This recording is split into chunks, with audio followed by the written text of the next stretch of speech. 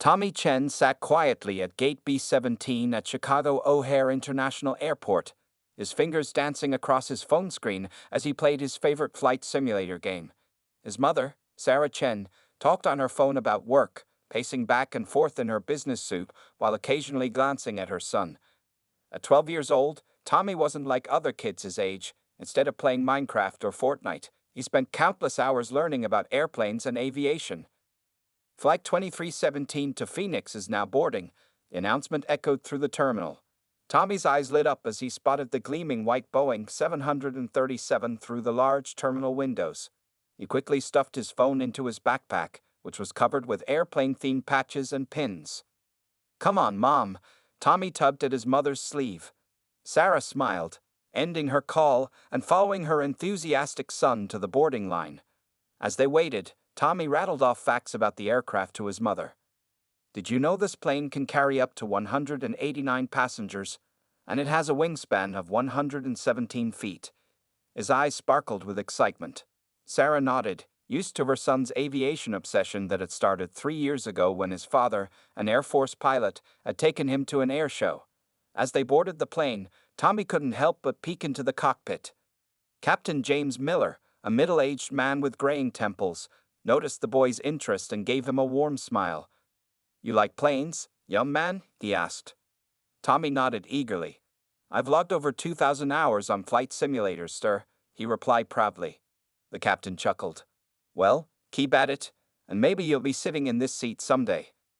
Finding their seats in row 14, Tommy immediately claimed the window spot. His mother settled beside him, pulling out her laptop to continue working on her presentation. As other passengers filed in, Tommy observed everything happening outside: the loading of luggage, the fuel truck finishing up, and the ground crew performing their final checks. Once everyone was seated, Lisa Martinez, one of the flight attendants, began the safety demonstration. Tommy mouthed along with every word, having memorized it from his countless flights with his parents. Lisa noticed this and gave him a friendly wink as she passed by. As the plane pushed back from the gate, Tommy's excitement grew. He felt the familiar rumble of the engine starting up, and his hands instinctively moved as if he were controlling the throttle himself. The aircraft taxied to the runway, and Tommy knew exactly what was happening in the cockpit: the pre-takeoff checklists, the communication with the tower, the final systems checks. During takeoff, while the other passengers were either nervous or indifferent, Tommy was in his element. He could feel the exact moment when the plane rotated, lifting its nose into the air. The landing gear retracted with a thud, and Chicago's skyline gradually disappeared into the clouds. Once they reached cruising altitude, Tommy couldn't contain his curiosity anymore.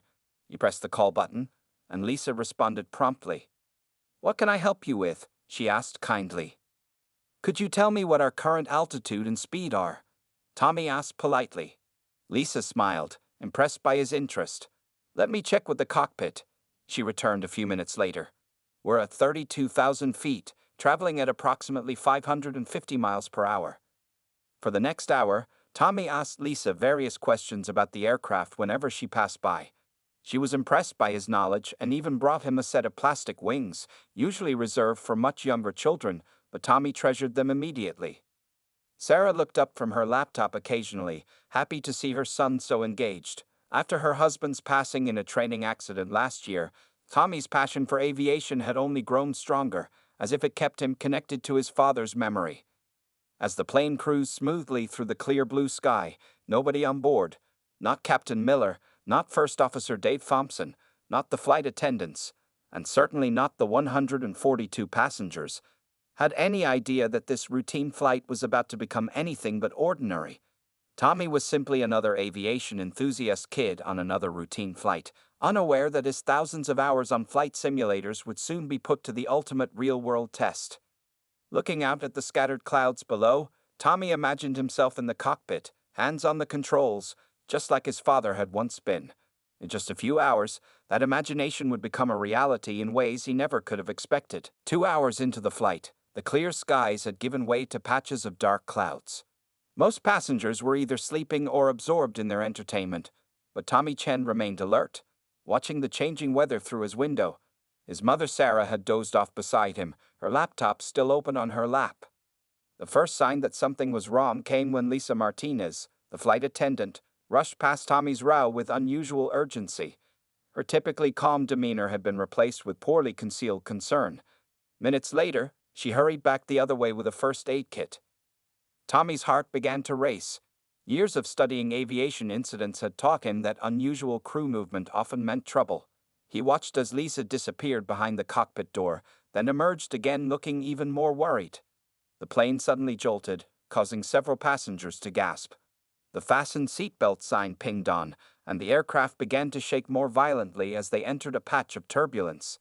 Tommy noticed they were starting to descend, not dramatically, but enough for someone who paid attention to these things to notice. First Officer Dave Thompson's voice came over the intercom, but something was off about his tone. "Ladies and gentlemen, we're experiencing some turbulence. Please remain in your seats with your seatbelts fastened." Tommy knew this wasn't normal turbulence protocol. The plane should have climbed to avoid it, not descended. He gently shook his mother awake. "Mom, something's wrong," he whispered. Sarah stirred, immediately noticing the tension in her son's voice. "What do you mean, honey?"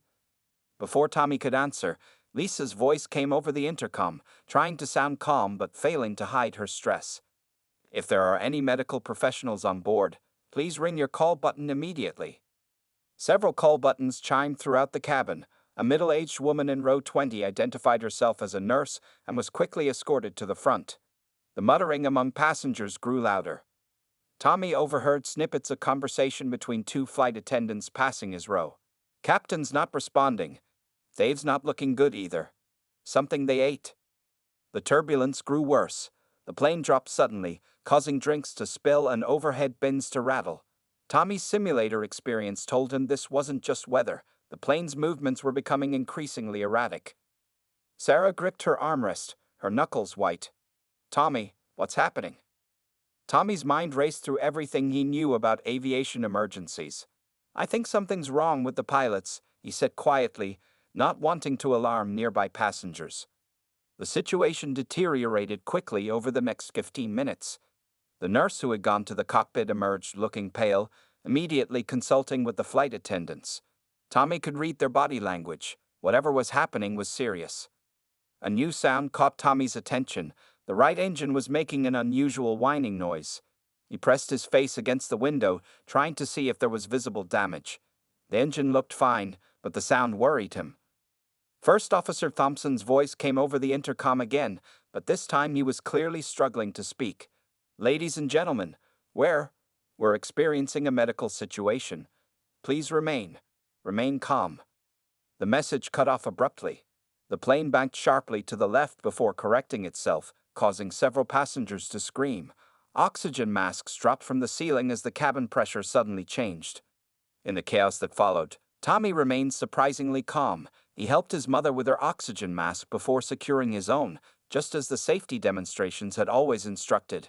His mind was already running through everything he knew about flying a Boeing 737. Lisa appeared at their row, her face pale behind her oxygen mask. She looked directly at Tommy. "You're the boy who knows about planes, right? The one with all the simulator experience?" Tommy nodded, his heart pounding. "Come with me," she said, her voice trembling. "Both pilots are sick, food poisoning. The captain is unconscious, and First Officer Thompson can barely stay awake. We're in contact with air traffic control, but," she paused, looking at Sarah, "we need your son's help." Sarah's face went white. "He's just a child." "Mom," Tommy said, his voice steady despite his racing heart. "I've done this thousands of times in simulations. I know this plane." As they rose from their seats, the aircraft shuddered again, and the right engine's whine grew louder. Tommy knew that whatever happened next would be nothing like his simulator games. This time, real lives hung in the balance. The walk to the cockpit felt like the longest journey of Tommy Chen's life. Each step through the narrow aisle brought him closer to a responsibility no 12-year-old should ever have to face. Lisa Martinez kept one hand on his shoulder while looking back occasionally at Sarah, who followed close behind, her face a mixture of terror and pride. When the cockpit door opened, Tommy's eyes widened at the scene before him. Captain Miller lay unconscious in his seat, while First Officer Thompson fought to keep his eyes open, his face covered in sweat. The nurse who had been called earlier was trying to keep Captain Miller stable. "Dave," Lisa said to the first officer, "this is Tommy. He's the one I told you about." First Officer Thompson turned his head slowly, his movements showing how much effort it took. The kid, with the simulator experience? His voice was weak, and his uniform was soaked with sweat. Tommy nodded, trying to appear more confident than he felt. His eyes scanned the cockpit. It was both familiar and foreign. The basic layout matched his simulator exactly, but everything felt more real, more urgent. The radio crackled to life. "Southwest 2317, this is Denver Center. What's your situation?" Thompson reached for the radio but missed. Tommy instinctively grabbed it, remembering all the proper radio protocols from his countless hours of practice. "Should I?" Tommy looked at Thompson, who nodded weakly. "Denver Center, this is Tommy Chen on Southwest 2317. His voice shook slightly. "Both pilots are incapacitated. First Officer Thompson is still conscious but very ill." There was a long pause before the controller responded. "Southwest 2317, did you say both pilots are incapacitated? Please confirm." "Affirmative," Tommy replied, growing more confident with each word. "Captain Miller is unconscious.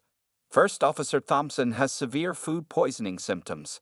I have extensive flight simulator experience with this aircraft type." The radio went silent again. Tommy could almost feel the controllers discussing this unprecedented situation. Meanwhile, the right engine's concerning noise grew louder. "Listen, kid," Thompson managed to say, "the autopilot's engaged, but something's wrong with the right engine. We need to land soon." He closed his eyes, fighting another wave of nausea. Sarah stood at the cockpit door, her hands clasped over her mouth. "Tommy, honey, are you sure about this?" Before Tommy could answer, the radio came alive again. "Southwest 2317, we've consulted with our supervisors and the airline. Given the emergency nature of this situation, we're going to attempt something unprecedented. What's your flight simulator experience, son?" Tommy took a deep breath. "Over 2,000 hours on Boeing 737 simulators, sir. I know all emergency procedures and can handle most weather conditions." He tried to sound professional, just like his father had taught him. The controller's voice remained calm, but carried an edge of concern. "Understood. We're clearing all traffic in your vicinity and plotting a course to the nearest suitable airport. First Officer Thompson, do you copy?" Thompson managed to key his mic. "I copy. I can guide the boy, but I don't know how much longer." Suddenly, the right engine's whine turned into a harsh grinding sound. Warning lights flashed across the instrument panel. The plane shuddered violently.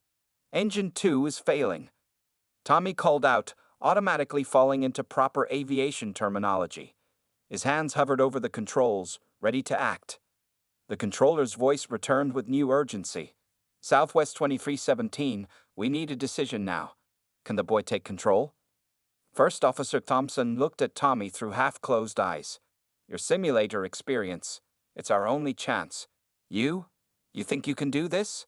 Tommy looked at the complex array of instruments before him. They were exactly where they should be, exactly like in his simulations. He thought of his father, of all the times they'd practiced emergencies together on his computer. "I can do this," he said firmly. Sarah stepped forward. "Tommy, baby." "Mom, I have to," Tommy said, his voice stronger than ever. "There are 142 people on this plane. Dad always said that when you have the ability to help, you have the responsibility to help." First Officer Thompson nodded weakly and keyed his radio one last time. "Denver Center, the boy takes command, under my supervision." As Tommy slipped into the co-pilot's seat, the weight of responsibility settled onto his young shoulders. The next few hours would test everything he knew, everything he'd practiced, and things he'd never even imagined. The lives of everyone on board now depended on a 12-year-old boy's ability to turn simulation into reality. Here's part 4 of Pilot Down, Hit Up, in approximately 780 words, using simple English in third person. Breaking protocol.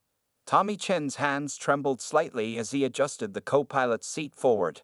It had been designed for an adult, not a 12-year-old boy. A fastened seatbelt sign chimed continuously as the plane shuddered through another patch of turbulence. In the main cabin, passengers whispered nervously, unaware that their fate now rested in the hands of a child. First things first, First Officer Thompson mumbled, fighting to stay conscious. Run, run through the emergency checklist for engine failure. Tommy's fingers found the laminated emergency checklist exactly where he knew it would be. Engine 2 showing critical oil pressure loss, he reported, his voice steadier than he felt. Temperature rising above normal limits. The radio crackled. Southwest 2317, Denver Center. We diverted all air traffic from your area. Grand Junction Regional Airport is your best option. Heading 285, distance 167 miles. Tommy glanced at the fuel gauges, doing quick mental calculations just as he had practiced countless times. Denver Center, with engine 2 failing, we'll be burning more fuel. Do we have enough reserve to make Grand Junction? There was a pause on the radio, and Tommy could almost hear the surprise in the controller's voice at such a professional question from a child. Affirmative, Southwest 2317. You should have sufficient fuel with a 45-minute reserve. Sarah watched from the cockpit doorway, her hands clasped in prayer, as her son handled the situation with an expertise that seemed beyond his years. The nurse continued monitoring Captain Miller, who remained unconscious. The right engine made another threatening sound, and new warning lights flickered on the panel.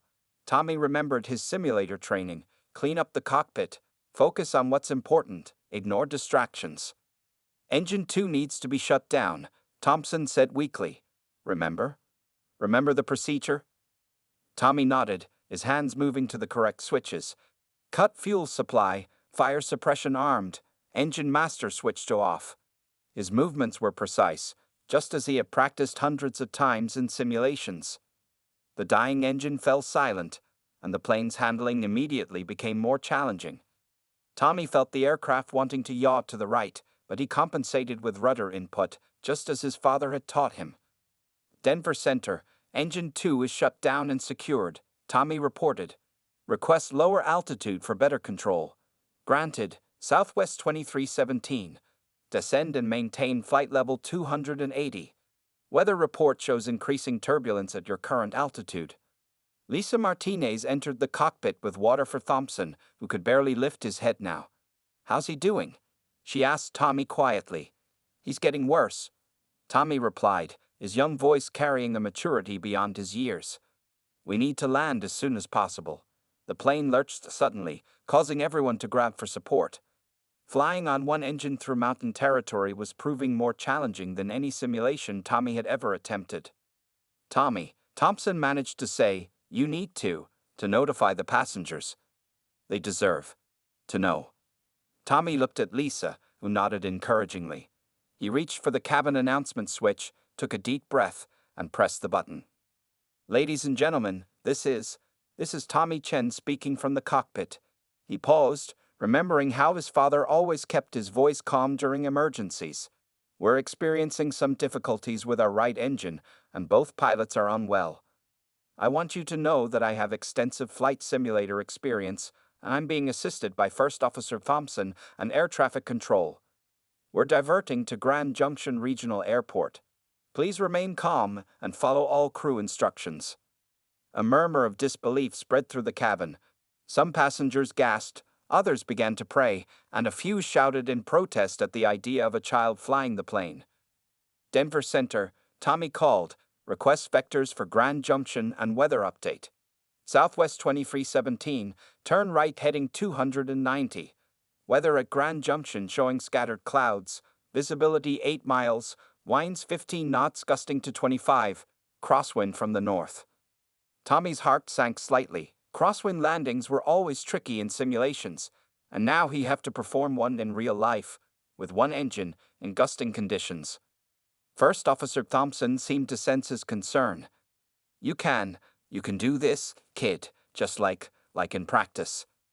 Tommy tightened his grip on the controls, feeling the full weight of responsibility pressing his son was beginning to set. Time was running out, and the hardest part of their journey was still to come. As the sun began to set over the Colorado mountains, Tommy Chen faced his greatest challenge yet.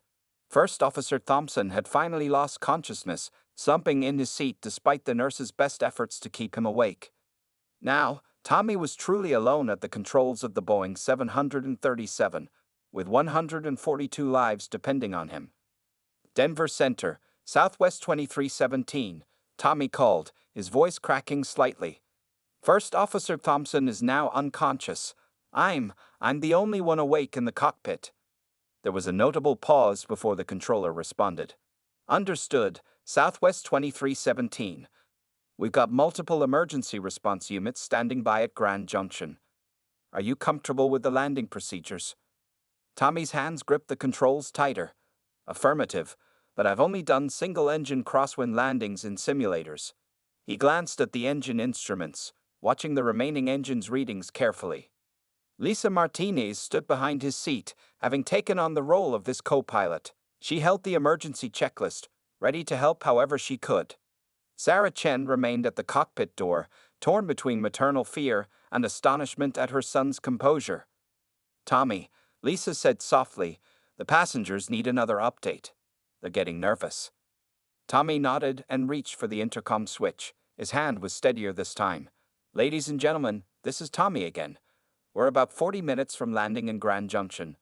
Both pilots are now unconscious, but I want you to know that I'm in constant contact with air traffic control and we have emergency teams waiting for us. Please stay in your seats with your seatbelts fastened.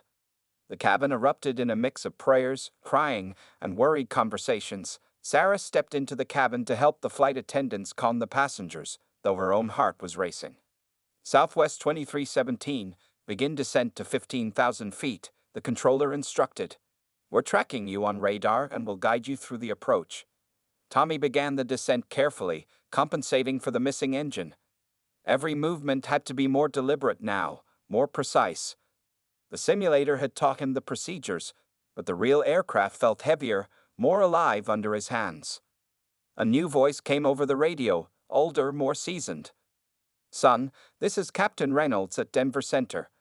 I got 30 years of 737 experience. I'm going to talk you through this landing, step by step. How are you holding up? I'm okay, sir, Tommy replied, grateful for the support.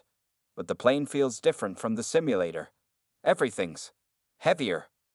That's normal, son. You're doing everything right. Let's start going through the landing checklist. Tell me what you see on your fuel gauge.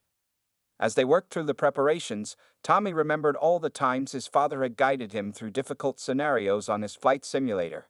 Watch your instruments, his dad would say. They'll tell you everything you need to know. The sun had now set completely, and the lights of Grand Junction appeared in the distance. Tommy felt a bead of sweat roll down his forehead as he began configuring the aircraft for landing. Flaps 15, he called out, moving the flap lever carefully.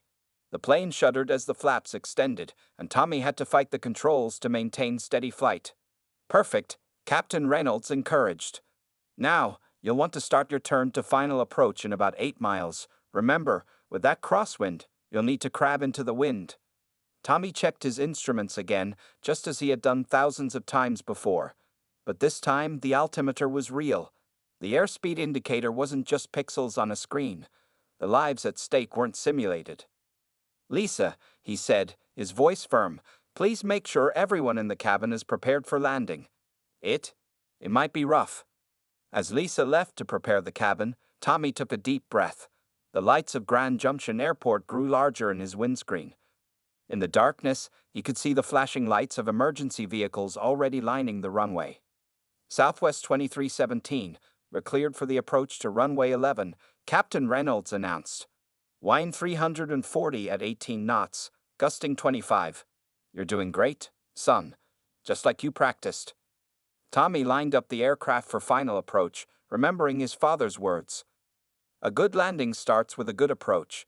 Now, with the runway in sight and the ground getting closer, you would need everything he had ever learned to save the lives of everyone on board. The lights of Grand Junction Airport grew larger in Tommy Chen's view, but new problems were developing rapidly. Warning lights suddenly flashed across the instrument panel, and the remaining engine's sound changed pitch. Denver Center, Tommy called, fighting to keep his voice steady, and showing high temperature readings on engine 1. Something's wrong. Captain Reynolds' voice crackled through the radio. Southwest 2317, how are your engine parameters? Tommy scanned the gauges, remembering his simulator training. Oil pressure dropping, temperature rising above normal limits. It's acting like Engine 2 did before it failed. The plane shuddered violently, causing the unconscious pilots to sway in their seats.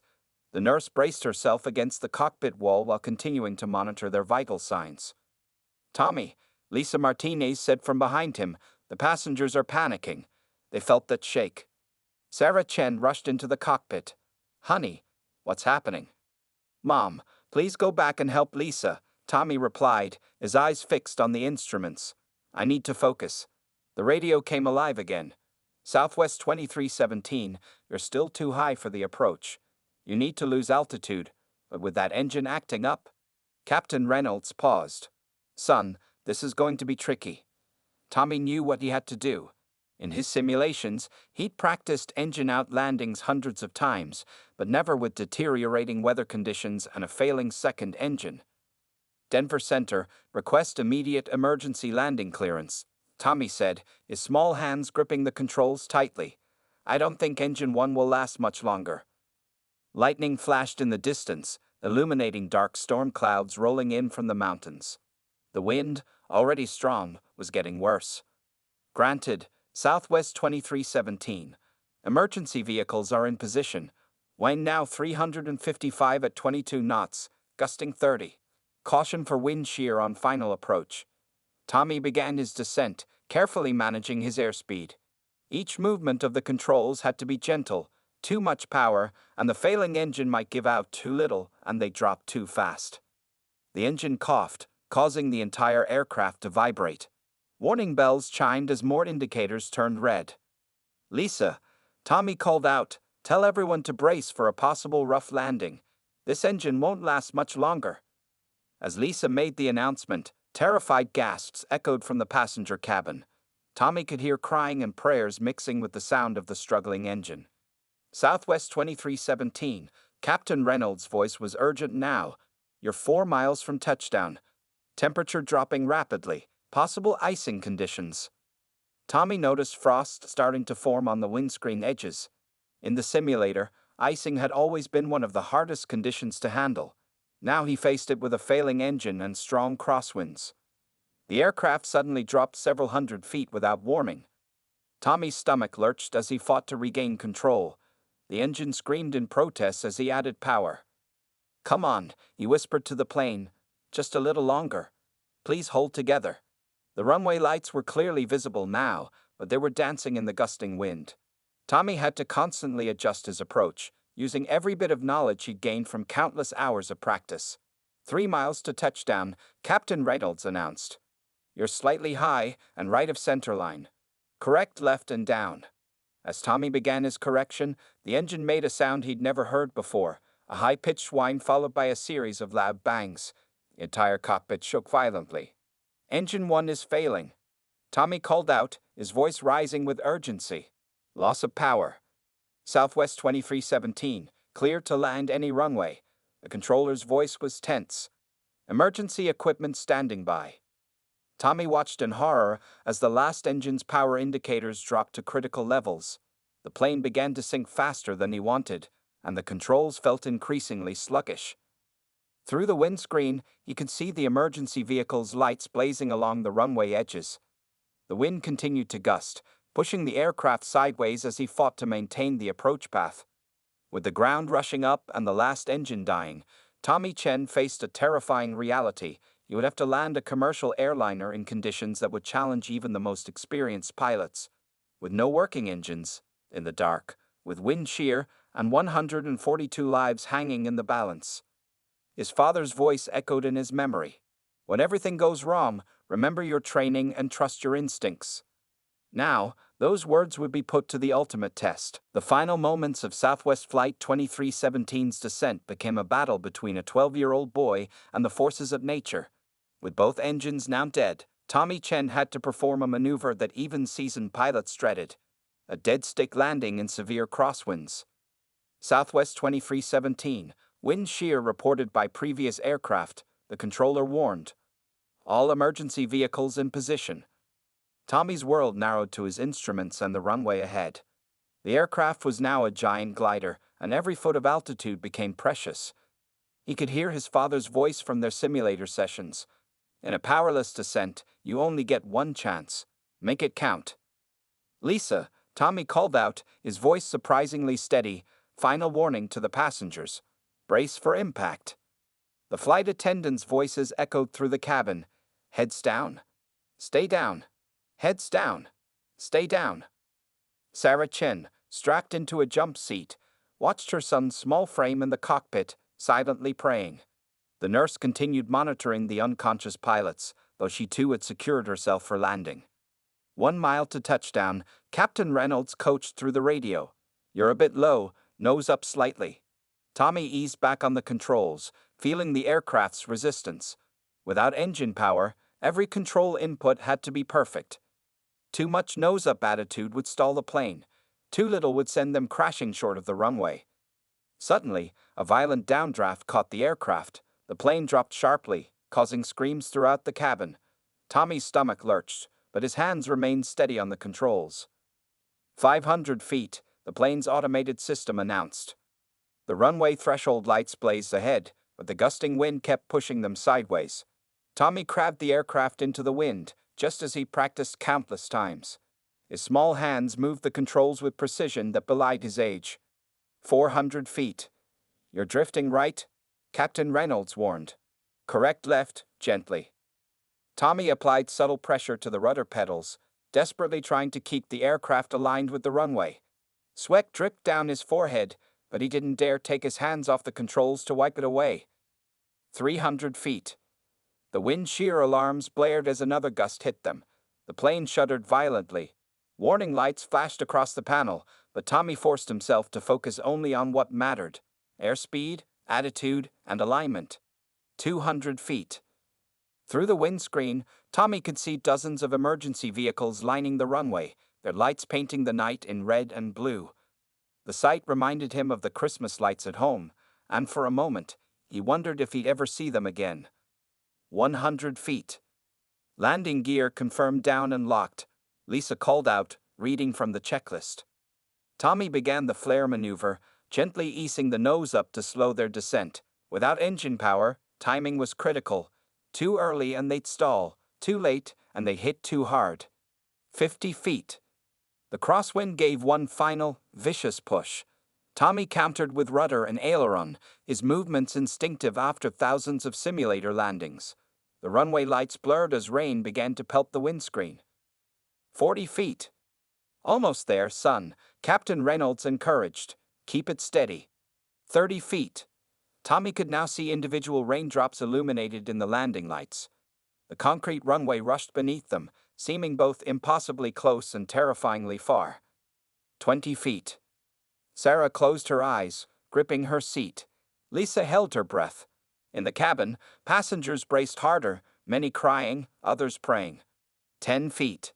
Time seemed to slow down. Tommy felt as if he could count each raindrop, see every crack in the runway below. All his practice, all his passion for aviation had led to this moment. 5 feet. With a final adjustment for the crosswind, Tommy aligned the aircraft with the centerline. His father's last words of advice rang in his ears. A perfect landing is when everyone walks away. Just before touchdown, Tommy made one final correction for a gust of wind. The massive aircraft hung there for a moment, suspended between earth and sky, its fate resting in the hands of a boy who had only ever landed planes in video games. The moment of truth had arrived. The next few seconds would determine whether Tommy Chen would become a hero or a tragic footnote in aviation history. The lives of 142 people would depend on how well a 12-year-old could translate thousands of hours of simulation experience into one real-world landing. The final moments of Southwest Flight 2317's descent became a battle between a 12-year-old boy and the forces of nature. With both engines now dead, Tommy Chen had to perform a maneuver that even seasoned pilots dreaded: a dead-stick landing in severe crosswinds. Southwest 2317, wind shear reported by previous aircraft, the controller warned. All emergency vehicles in position. Tommy's world narrowed to his instruments and the runway ahead. The aircraft was now a giant glider, and every foot of altitude became precious. He could hear his father's voice from their simulator sessions. In a powerless descent, you only get one chance. Make it count. Lisa, Tommy called out, his voice surprisingly steady. Final warning to the passengers. Brace for impact. The flight attendant's voices echoed through the cabin. Heads down. Stay down. Heads down. Stay down. Sarah Chen, strapped into a jump seat, watched her son's small frame in the cockpit, silently praying. The nurse continued monitoring the unconscious pilots, but she too had secured herself for landing. 1 mile to touchdown, Captain Reynolds coached through the radio. You're a bit low, nose up slightly. Tommy eased back on the controls, feeling the aircraft's resistance. Without engine power, every control input had to be perfect. Too much nose-up attitude would stall the plane. Too little would send them crashing short of the runway. Suddenly, a violent downdraft caught the aircraft. The plane dropped sharply, causing screams throughout the cabin. Tommy's stomach lurched, but his hands remained steady on the controls. 500 feet, the plane's automated system announced. The runway threshold lights blazed ahead. The gusting wind kept pushing them sideways. Tommy craved the aircraft into the wind, just as he practiced countless times. His small hands moved the controls with precision that belied his age. 400 feet. You're drifting right, Captain Reynolds warned. Correct left, gently. Tommy applied subtle pressure to the rudder pedals, desperately trying to keep the aircraft aligned with the runway. Sweat dripped down his forehead, but he didn't dare take his hands off the controls to wipe it away. 300 feet. The wind shear alarms blared as another gust hit them. The plane shuddered violently. Warning lights flashed across the panel, but Tommy forced himself to focus only on what mattered: airspeed, attitude, and alignment. 200 feet. Through the windscreen, Tommy could see dozens of emergency vehicles lining the runway, their lights painting the night in red and blue. The sight reminded him of the Christmas lights at home, and for a moment he wondered if he'd ever see them again. 100 feet. Landing gear confirmed down and locked, Lisa called out, reading from the checklist. Tommy began the flare maneuver, gently easing the nose up to slow their descent. Without engine power, timing was critical. Too early and they'd stall, too late and they hit too hard. 50 feet. The crosswind gave one final, vicious push. Tommy countered with rudder and aileron, his movements instinctive after thousands of simulator landings. The runway lights blurred as rain began to pelt the windscreen. 40 feet. Almost there, son, Captain Reynolds encouraged. Keep it steady. 30 feet. Tommy could now see individual raindrops illuminated in the landing lights. The concrete runway rushed beneath them, seeming both impossibly close and terrifyingly far. 20 feet. Sarah closed her eyes, gripping her seat. Lisa held her breath. In the cabin, passengers braced harder, many crying, others praying. 10 feet. Time seemed to slow down. Tommy felt as if he could count each raindrop, see every crack in the runway below. All his practice, all his passion for aviation, had led to this moment. 5 feet. With a final adjustment for the crosswind, Tommy aligned the aircraft with the centerline. His father's last words of advice rang in his ears. A perfect landing is when everyone walks away. Just before touchdown, Tommy made one final correction for a gust of wind. The massive aircraft hummed there for a moment, suspended between earth and sky, its fate resting in the hands of a boy who had only ever landed planes in video games. The moment of truth had arrived. The next few seconds would determine whether Tommy Chen would become a hero or a tragic footnote in aviation history. The lives of 142 people would depend on how well a 12-year-old could translate thousands of hours of simulation experience into one real-world landing. The main landing gear touched down with a screech of rubber against wet concrete. Tommy Chen's hands moved instinctively, keeping the aircraft's nose high as the plane settled onto the runway. Years of simulator practice had prepared him for this moment, but nothing could have truly readied him for the real feeling of landing a Boeing 737. Reverse thrust. He called out automatically, before remembering there were no engines to provide it. Instead, he pressed the brake pedals firmly but carefully, knowing that too much pressure could send them skidding in the rain. Good touchdown, Southwest 2317. Captain Reynolds' voice was filled with relief. Use all the runway length you need. The massive aircraft rolled down the runway, its speed gradually decreasing. Tommy fought to keep it centered against the continuing crosswind, using the rudder pedals as if he'd been doing it all his life. Fire trucks and emergency vehicles raced alongside them, their lights painting the rain-soaked night in flashing colors. Finally, after what seemed like an eternity, the plane slowed to a safe taxi speed. Tommy carefully guided it off the active runway, following the emergency vehicle's lead to a designated safe area. Southwest 2317, you are clear of all runways, the controller announced, his voice thick with emotion. Son, outstanding job. Only when the aircraft came to a complete stop did Tommy's hands begin to shake. He set the parking brake and started the auxiliary power unit, working through the shutdown checklist as if on autopilot. Emergency responders were already rushing toward the plane. Lisa Martinez placed a gentle hand on his shoulder. Tommy, you did it. You actually did it. Sarah Chen burst into the cockpit, tears streaming down her face, and wrapped her arms around her son. My brave boy, she whispered. The cabin erupted in applause and cheers as the news spread that they had landed safely. Passengers who had been praying moments before were now laughing with relief. Emergency medical teams boarded quickly, attending to the unconscious pilots while other first responders helped passengers evacuate safely. As Tommy finally unbuckled his seatbelt, his legs felt wobbly. The adrenaline that had kept him focused was wearing off, and the full weight of what he had just accomplished began to sink in. Outside the aircraft, news crews were already gathering. The story of a 12-year-old boy landing a commercial airliner would soon spread across the globe. But for now, Tommy could only think of one person. Mom, he said quietly as they walked down the air stairs. Dad would have been proud, right? Sarah hugged him tighter. He would have been more than proud, honey. He would have said you're a natural-born pilot. In the days that followed, Tommy Chen's story became international news. Aviation experts analyzed the flight data recorder and cockpit voice recorder, amazed at how precisely he had handled the emergency. Airlines revised their protocols for dealing with pilot incapacitation. Flight schools called to offer him future training. Both pilots recovered fully from their severe food poisoning. Captain Miller and First Officer Thompson later met with Tommy to thank him personally, presenting him with an honorary pilot's wings pin. The FAA conducted a thorough investigation, concluding that Tommy's thousands of hours on advanced flight simulators had given him the fundamental skills needed to handle the crisis. His story inspired new research into the value of simulation training and led to changes in emergency response protocols.